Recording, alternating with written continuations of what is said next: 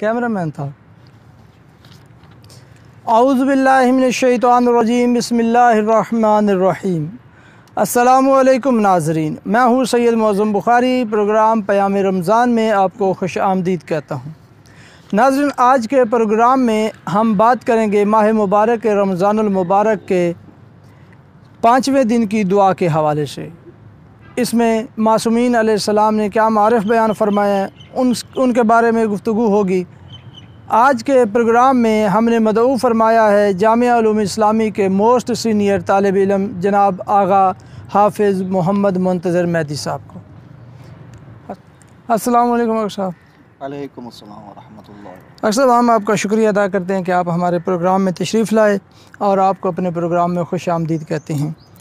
Doctor साहब, आज के प्रोग्राम में माह मुबारक और रमज़ान के 5वें दिन की दुआ के हवाले से हम बात करेंगे। इस दुआ की अहमियत और इसमें जो मासूमीन अलैहिस्सलाम ने मारिफ बयान फरमाया है, ज़रा उस पर रोशनी डालिएगा। औज़ु बिल्लाहि मिनश्शैतानिर्रजीम बिस्मिल्लाहिर्रहमानिर्रहीम। माह रमज़ान के 5वें दिन की दुआ जो अहमद से नकल की गई है। बिस्मिल्लाहिर्रहमानिर्रहीम। अल्लाहुम्मा जअलनी फ़ीहि मिनल मुस्तग़फ़रीन। ऐ अल्लाह, मुझे इस दिन और इस माह में इस्तिग़फ़ार करने वालों में से करार दे। वजअलनी फ़ीहि मिन इबादिका अस्सालिहीन अलक़ानितीन। खुदाबंद, मुझे इस दिन और इस माह में अपने नेक और साले और इताअत करने वाले बंदों में से करार दे। वजअलनी फ़ीहि मिन औलियाइकल मुक़र्रबीन। ए परवरदिगार, मुझे इस दिन और माह में अपने मुक़र्रब दोस्तों में से करार दे। बिरअफ़तिका या अरहमर राहिमीन। ए मेहरबानी से ए सबसे ज़्यादा रहम करने वाले। ये थी दुआ के जो अहमद से नकल हुई है। अब इस दुआ में जो है 3 चीज़ें मौजू के तौर पे जो है ना बयान की गई हैं। पहली ये है कि इस्तिग़फ़ार की तौफ़ीक, और दूसरी जो है वो अब्द साले और मुतीब बनने की तौफ़ीक, और तीसरी है खुदा के मुक़र्रब औलिया और दोस्तों में से होने की तौफ़ीक। कि हमें इस्तिग़फ़ार की तौफ़ीक जो है, अल्लाह ताला फरमाता है वमन यअमल सुअन औ यज़लिम नफ़्सहु, कि जो शख्स बुरा काम अंजाम दे, ठीक है, और अपने ऊपर नफ्स पर जुल्म करे, सुम्मा यस्तग़फिरिल्लाह, फिर वो अल्लाह ताला से मग़फ़िरत तलब करे, अल्लाह ताला से इस्तिग़फ़ार करे, यजिदिल्लाह गफ़ूरन रहीमा, तो अल्लाह ताला को बख्शने वाला और माफ़ करने वाला पाएगा। उसके बाद हज़रत लुक़मान अलैहिस्सलाम अपने बेटे को वसीयत करते हुए फरमाते हैं, ए बेटा, कहीं ऐसा ना हो कि मुर्ग तुमसे ज़्यादा अक्लमंद हो। मुर्गा जो है वो तुमसे ज़्यादा अक्लमंद हो। वो कैसे? कि वो सुबह के वक्त, सहरी के वक्त उठे और अल्लाह ताला की इबादत करे और तुम बेदार ना हो, सोते रहो। ऐसा करेंगे तो ज़ाहिर बात है हम मुर्गे से पीछे रह जाएंगे और हमारे जो है ना जी बेशक। उसके बाद रसूल अकरम सल्लल्लाहु अलैहि वसल्लम फरमाते हैं खैरुद्दुआ अल इस्तिग़फ़ार, बेहतरीन दुआ जो है वो इस्तिग़फ़ार है। उसके बाद फिर रसूल अकरम सल्लल्लाहु अलैहि वसल्लम फरमाते हैं खैरुल इबादत अल इस्तिग़फ़ार, बेहतरीन इबादत जो है वो इस्तिग़फ़ार है। अक्सरू मिनल इस्तिग़फ़ार फ़इन्नल्लाह अज़्ज़ा व जल लम युअल्लिमकुमुल इस्तिग़फ़ार इल्ला व हुवा युरीदु अन यग़फ़िर लकुम। रसूल अकरम फरमाते हैं ज़्यादा इस्तिग़फ़ार किया करो, क्योंकि खुदा ने तुम्हें इस्तिग़फ़ार की तालीम इसलिए दी है कि वो तुम्हें मुआफ़ कर सके। ये थे यानी कि अइम्मा से जो दुआ नकल थी कि इसमें अल्लाह ताला से हमें ज़्यादा से ज़्यादा इस माह में इस्तिग़फ़ार करना चाहिए, ताकि अल्लाह ताला से हम बख्शिश हासिल कर सकें, अपने गुनाहों से तौबा कर सकें। उसके बाद इस्तिग़फ़ार और रिज़्क़ में इजाफ़ा। अगर कोई बंदा इस्तिग़फ़ार करता है अल्लाह ताला से, गुनाहों से माफ़ी मांगता है, तो उसके रिज़्क़ में भी इजाफ़ा होता है। इसके बारे में कुरान मजीद में आया है सूरह हूद में आयत नंबर 3 में कि वइन इस्तग़फ़िर रब्बकुम सुम्मा तूबू इलैहि युमत्तिकुम मताअन हसनन इला अजलिन मुसम्मा व युअति कुल्ला ज़ी फ़ज़लिन फ़ज़लहु व इन तवल्लौ फ़इन्नी अख़ाफ़ु अलैकुम अज़ाब यौमिन कबीर।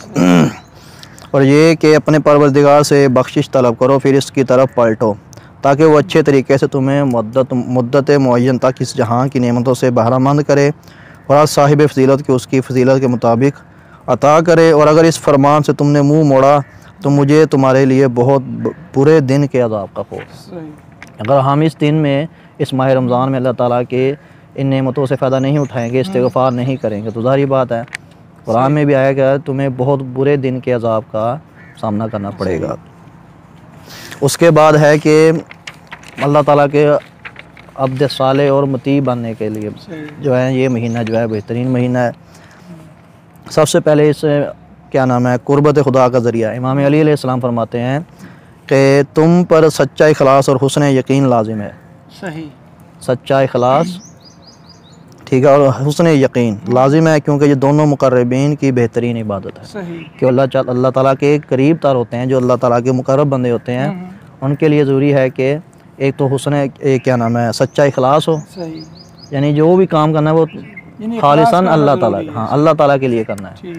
उसमें किसी और की जो है ना वो बंदे के ना हो नियत में कि फ़लाँ के लिए दिखा रहा हूँ, फ़लाँ के दिखावे के लिए कर रहा हूँ, अल्लाह ताला के लिए। और हुस्न यकीन, यकीन है कि अल्लाह ताला के लिए ही काम है हमारा, ठीक है। उसके बाद इमाम ज़ैनुल आबिदीन अलैहिस्सलाम फरमाते हैं तुमसे खुदा के ज़्यादा करीब वो है जो इखलास के लिहाज से वसअत रखता है। अल्लाह ताला के करीब वो शख्स ज़्यादा करीब है अल्लाह ताला के जो इखलास के एतबार से वसअत रखता है। जितनी उसका इखलास ज़्यादा होगा, जितना इखलास उसका वसी होगा, वो अल्लाह ताला के नज़दीक उतना ही होगा। उसके बाद इमाम जाफ़र सादिक़ अलैहिस्सलाम फरमाते हैं अल्लाह ताला ने हज़रत दाऊद की तरफ वही नाज़िल फरमाई, और ए दाऊद जिस तरह लोगों में से अल्लाह के सबसे ज़्यादा करीब वो लोग हैं जो इखलास और तवाज़ु से पेश आते हैं। अल्लाह के नज़दीक सबसे वो लोग हैं जो इखलास और तवाज़ु से पेश आते हैं।